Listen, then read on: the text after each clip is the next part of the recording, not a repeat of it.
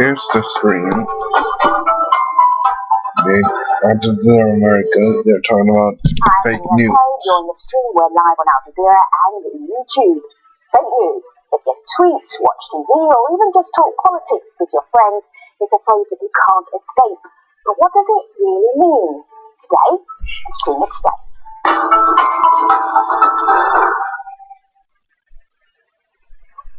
Now, although its first uses can be traced back more than 100 years, the current popularity of the phrase fake news is down to one man, US President Donald Trump. He first started using it as a weapon against his critics while campaigning, and since his election he has used it numerous times, and Trump has now said that he plans on Wednesday to hand out awards for fake news. The announcement prompted ridicule from many, with several comedians actively campaigning to be nominated. A Politico tally at the end of last year found that the phrase has become a favourite of authoritarian governments, with leaders of state media in at least 15 countries using it to attack journalists. So what does fake news really mean, and is it even a useful description? Joining to help us answer these questions, Claire Wardle, Research Fellow at the Shorenstein Center at the Harvard Kennedy School and Director of First Draft News. Paul Levinson is Professor of Media Studies at Fordham University, author of Fake News in Real Context, and Michelle Chula-Lipkin is Executive Director of the National Association for Media Literacy Education. And yes, before we jump into the conversation, I want to show you a clip. This is early on Wednesday, US Republican Senator Jeff Flake making news about fake news. Have a look. Now we are told via Twitter that today the president intends to announce his choice for the, quote, most corrupt and dishonest media awards. It beggars belief that an American president would engage in such a spectacle. But here we are. Oh, here we are. Have we reached peak fake news? Is this the moment where we've just maxed out on the term? No, I don't think so. I think we still have a ways to go. And by the way, I just want to say, not only comedians, but I've now sent several tweets to Trump urging him to give my book, Fake News in Real Context, I've seen an award for fake news. Yeah. I know. So far, no response. But the fact is, fake news is a burgeoning issue because Trump won't let it go. And what started out first as people being concerned about real fake news, which is almost an oxymoron, but news that was fake, Trump cleverly twisted into an attack on any news that he finds unwelcome or in the least bit critical. And so a day doesn't go by, because he does so many things worthy of criticism, that someone on some media platform isn't being critical of him, and his now standard routine is to denounce it as fake news. And that's very damaging to our political system. Senator Flake is completely right, and we need to speak out about this. Michelle, I agree. I think the fake news conversation is very limiting and also quite dangerous. And although it has definitely put a spotlight on some important issues in our culture, certainly around information flow, it's really limiting in the sense that it's been co-opted. The term itself has been co-opted, as Paul said, to really just focus on what we don't want to believe, and that is not what fake news is and never was. What is it, Michelle? Can be really you teach media literacy. What do you tell in your 101 fake news class? What do you tell people it is? Well, fake news is deliberate false information that deliberately is created to manipulate, right? It's deliberately false. It is not stuff that we don't agree with. It's not inaccuracies. It's not things that we just don't have all the information for yet. So far in Trump's presidency, we spend a lot of time talking about what fake news isn't, right?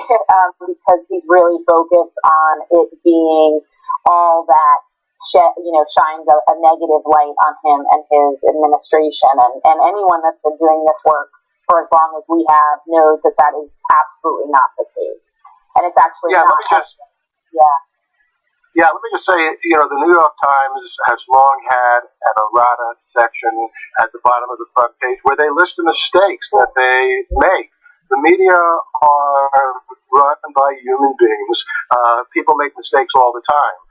But the key point indeed about fake news real fake news is that it's a form of propaganda which is created entirely to deceive people. So it's not an honest mistake.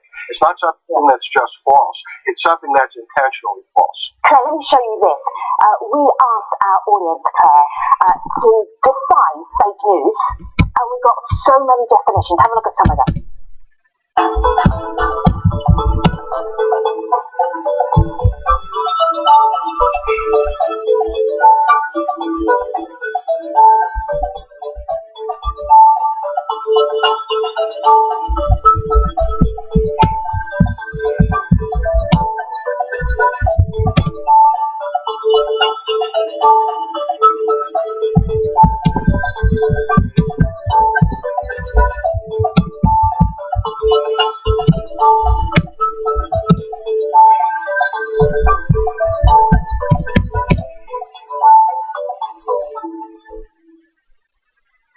Why the confusion, Claire?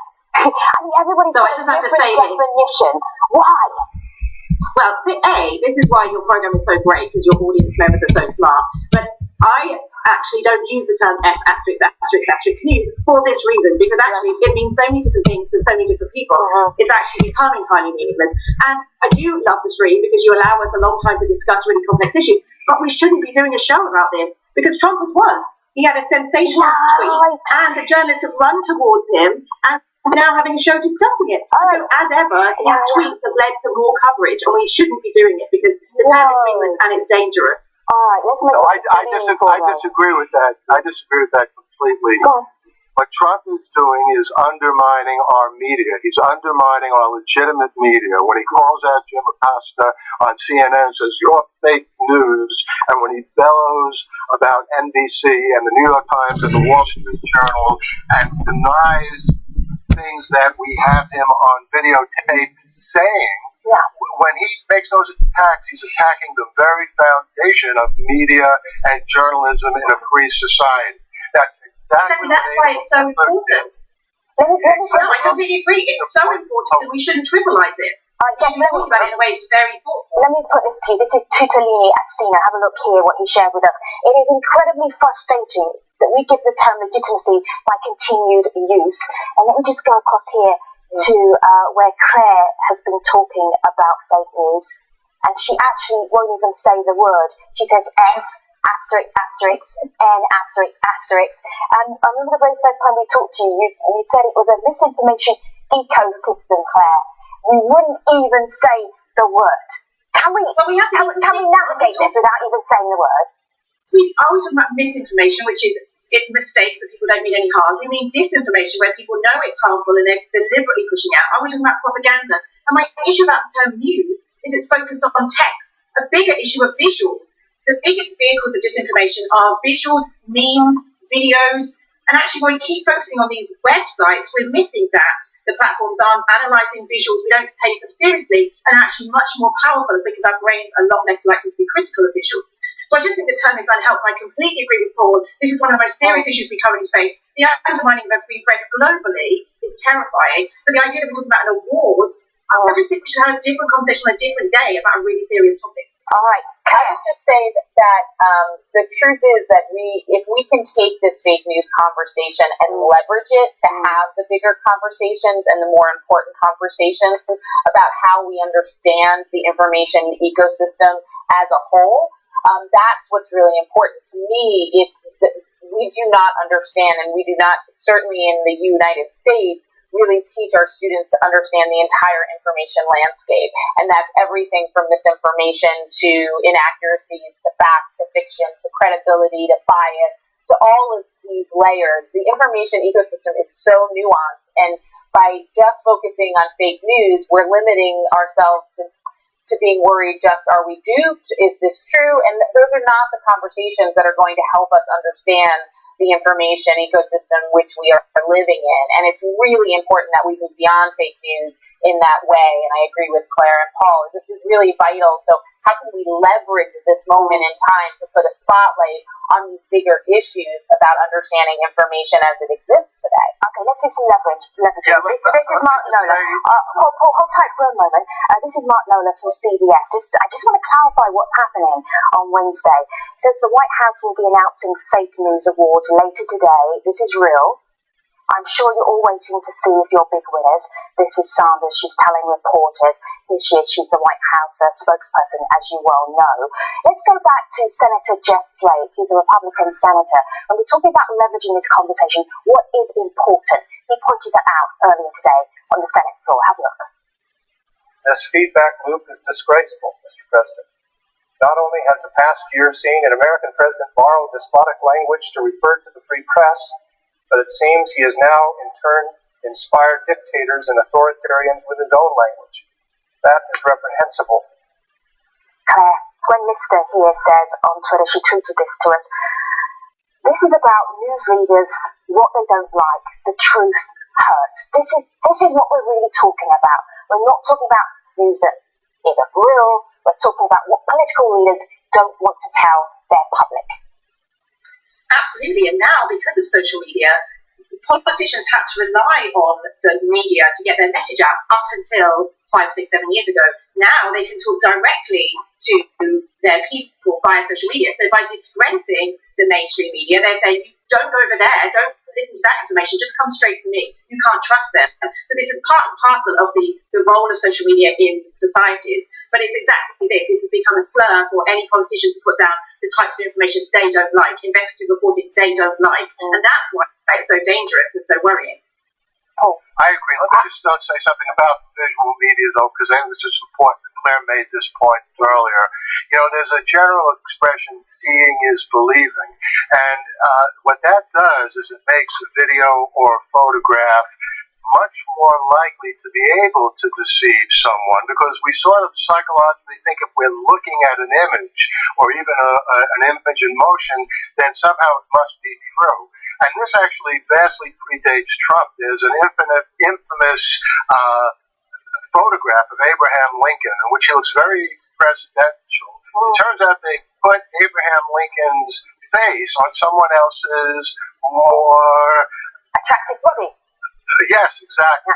Or, for example, the darkening of O.J. Simpson's photograph when he was first arrested, to make him look darker. So, I mean, this has been going on for a while, but it's been taken now to a new level. And in addition to what we're saying about we need to be very strong in opposing what Trump is trying to do, at the same time, we do need to encourage people to be more skeptical of what they're seeing with their eyes if they see an image or they see a video, because it's so easy to manipulate them. And that's why media literacy education, putting in a plug for that work, is so vital, because media literacy education is looking at all media and not just news, also advertising, also entertainment, visual literacy. All of this stuff matters. And again, it goes to the fact, are we asking the right questions? And I think what's interesting about what's happening in the U.S. right now, just today, this idea that our president is having a fake news award show is really mind-blowing to people in the United States, and especially because, you know, what are the resources and what are the time and energy of our government? You know, what is it going towards, right? And so there's a lot of people in the U.S. that are obviously very disturbed by the time and energy that's going into this, and we need to be really wary of that. So Mr. Knight says here she is on, or he is on YouTube. Mr. Knight says you fight fake news by not believing everything you hear. Make sure you seek the truth by looking into everything and making up your mind based on proven facts and reliable sources. Mr. Knight's technically a journalist. Black Genesis. The public is much more informed about how corrupt government officials use false flags to achieve their desired results. Claire, are you finding that the public is now getting much more informed? I think on one level, one concern we have is that trust in all types of institutions is dropping. So trust in governments or democracies or the press And that's a real worry. So I think at one level, these conversations have meant that we're really training more people in how do you actually analyze the information or the visuals that you're seeing. We're having much more interesting conversations about the quality of information that we have in our social feeds. But my concern is that almost this discussion as well is also turning people off about institutions in general. So I worry that it's easier now for people to say, I can't trust my politician, I can't trust my local journalist, and we're going to turn inwards to one another. And I don't think that's the kind of society that we all want to live in. That's a really good agree, point. but Really good point. But it is also true that now, as never before in history, any individual does have a way of confirming sources, confirming stories. And I always tell my students, if you see something online, anything, and it strikes you as maybe not being true or completely true, it's never been easier for you to Google that phrase or term and see, well, what is the New York Times? What is CNN saying? What even is Fox News saying? In other words, we have all of these sources, and so these are tools that we now have, which we didn't have, a couple of decades ago, or even 10 years ago, to basically check and see whether what we're seeing in one place is true or not. Let me share with you this comment from Rachel Artiega. She's an elementary school teacher, so she teaches kids between the ages of 8 and 10. This is what she told us that she's doing about fake news. Have a look. We teach our upper elementary school students about fake news by first introducing them to the idea of images and how images are naturally biased, and then looking at how altered images, if answering the question whether they really portray what they're supposed to or if they tell a different story. And that serves as our entry point for talking about how news articles are biased and how altering facts can also create a different story that veers away from the truth.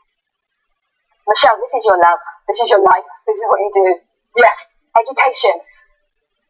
Yeah, so Rachel is one of our wonderful members, and she is one of the thousands of folks in the U.S. really working incredibly hard in classrooms every day, trying to decipher some of this conversation, and it's really important. And I think that, just to add on to the conversation about skepticism, I think it's really important to note that another danger of the fake news conversation is the fact that it could make people cynical, and that is not media literacy, and that's not an effective way to maneuver and navigate this information. We need some informed skepticism, as Paul said, that it's really, really important that we teach people how to ask questions about all the media they're seeing, and ask questions before they share, and ask questions about different sources, and really create these habits of inquiry. And that is about skepticism. We don't want people to stop believing anything is true, and that's the danger of the fake news conversation. And it certainly doesn't give any credit to a very hardworking press that we have in the United States. It's a really bad time to be a journalist in the U.S., and that's something that's very concerning to all of us in education. Interesting comment here about legislation and what Germany is actually doing about fake news. Okay, let me share this with you. How do you stop fake news, asked the Chicago Tribune, in Germany with a law? I know you've been working with the EU, you've been working with lots of different organisations about how do we stop this tide of fake news? Legislation? I think that's a terrible thing. Paul, I hear that. Let me just pick up with Claire, because I know, Claire, you've been working with the EU, and then Paul, I know you're eager to get in, so your follow-up just there. Claire, go ahead. So this partly goes back to my issues with definition, because if the phrase that we're using is not helpful and it means a million different things to a million different people, you can't regulate something when you're not clear what you're regulating. And in fact, the German law is actually around hate speech. But what we're seeing is that the platforms are so terrified about being fined that it's only been around since the 1st of January. We're seeing a lot of content being taken down because they're terrified of being fined, and they're taking down more than we would be happy with. So it's definitely moving into censorship. So we've had Macron from France talking about potentially passing a law. And Paul is right. I think in the US we're very worried about regulation, but my fear in Europe, a number of different European countries, this is a knee-jerk reaction because there's this panic around the term. But until we can actually sort out what do we mean? Do we mean 100% fabricated news websites that are made for profit? Or are we talking about misleading content, hyper-partisan content, memes, visuals, basic video, It's very complicated. And so regulation, we're not at a point yet where we're even able to do that because we can't agree on the terms. Paul? Well, I agree with that completely, what Claire said. It's extremely dangerous to bring the government in any kind of regulation of media. First of all, here in the United States, that violates our First Amendment, which says Congress shall make no law abridging freedom of speech or the press. And that First Amendment is extremely important and has never been more important when you have someone like Donald Trump in the White House. And he could order the FCC to basically fine CNN and NBC anytime they broadcast a story that Trump found to his disliking, which we know happens probably dozens of times a day. So I think that Germany's law was well-intentioned, but it's the worst possible response to fake news. A far better response is asking the social media to take better care to the extent that they can in their dissemination of fake news. Yeah, I think it's going to take a combination of solutions, right? And obviously, it's no surprise that my advice is education, because the truth is regulation also addresses today's fake news, right? It doesn't account for what's going to happen in 5 years down the line and 10 years down the line, and that's where education comes in, because what we're looking at is really building skills, right? And skills that can, surpass technology changes and media changes, and that's what's really important about education as a tool to resolve some of these issues. It's not obviously going to help us solve all the ills in the world, but education is really, really key to the solutions of these problems. JK Silgram Media says here on Twitter, teaching students about fake news can be a lot of fun for both myself as an educator and for the students, but it also can be a huge challenge. I feel like this is going to be part of every single curriculum, if not already, in the very near future. Guess I'm just wondering what you make of this. Facebook has a lot of work to do. Mark Zuckerberg's personal challenge for 2018, his New Year's resolution, was making Facebook better. Claire? Yeah, well, some of the viewers might know that there was an announcement last week where Facebook said it's actually going to change its algorithm slightly. So in our feed, in Facebook, we're much more likely to see content shared by our friends and family and content that we're engaging around. So some people are arguing that this is them saying, you know what, news is hard. It's difficult to publish and decide what to publish and to think about pollution in a way that how do you clean up the streets of Facebook. And so some people are arguing that this is why they've made this move. I think it's more complex than that, but I think they have recognised that Mark Zuckerberg has gone from just after the election in the US in November 2016 to say it was a crazy idea that asterisk news played a part, to saying, yes, this is really difficult, we can do all that we can, to, you know what, I think we might go back to more cat videos, which I'm being simplistic, but my worry is that actually as more and more people get their news from social media, the idea that we're going to take more of that content away from the newsfeed because it's difficult and people don't like to talk about it. And, the stuff that we really talk about and engage on Facebook from a news perspective, controversial content, opinionated content.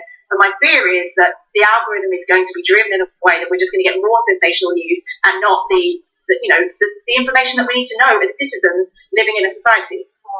Paul, I think what's really important about the Facebook conversation is that, just regardless of whatever changes they're going to make, and I think it's going to continue to evolve, what's most important to me from a media literacy perspective is their transparency about those changes. Are they being honest with their consumers? Are they being honest with the audience and to the people that are using their site? How can they be more transparent about their algorithms, about the way they sell ads, about the way they manage our news feeds? And I think you can focus a little bit on the changes they're making, but I think what's more important is to really make sure that they're being transparent about those changes and giving us that information. Sure. Paul, go ahead. I would just add there's a bill that's being proposed in the U.S. Senate called the Honest Ads Act that, again, would penalize Facebook if it put up an ad and it was not correctly identified as an ad. Now, it's a very important point, and Facebook is right to have made this change where they are more carefully identifying ads as ads, just as they already identified newspapers on television. But getting someone involved. We're right at the end of our show. Who knew that we could spend so long talking about something that's not real? Paul Levinson, Michelle Tulin-Lipkin, and Claire Wardle, thank you so much for helping us unpack this term. Where are we going with this? And being a prelude to the Fake News Awards by the President of the United States. Appreciate it. Conversation continues as always. #AJString. See you on that.